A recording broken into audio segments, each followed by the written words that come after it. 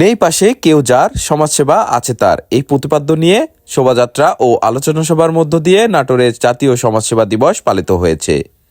দিবসটি উপলক্ষে বৃহস্পতিবার বেলা 10টার দিকে শহরের মাদ্রাসা মোড় এলাকা থেকে একটি শোভাযাত্রা বের করা হয়। শোভাযাত্রাটি শহরের প্রধান প্রধান সড়ক প্রদক্ষিণ করে জেলা প্রশাসকের কার্যালয়ের সামনে গিয়ে শেষ হয়। পরে জেলা প্রশাসকের সম্মেলন কক্ষে এক আলোচনা সভা অনুষ্ঠিত হয়।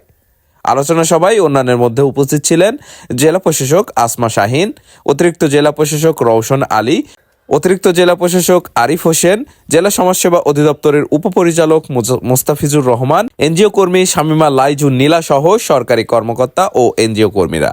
যাতে আমরা ভবিষ্যৎ কর্ম পরিকল্পনাগুলো ঠিক করতে পারি। আহত হয়েছেন তাদের আত্মত্যাগ আমরা যেমন স্মরণ রাখবো, আপনারা আপনাদের ভাবনাগুলো চিন্তাগুলো আপনারা প্রকাশ করবেন এবং বাংলাদেশের সমাজ কল্যাণ মন্ত্রণালয়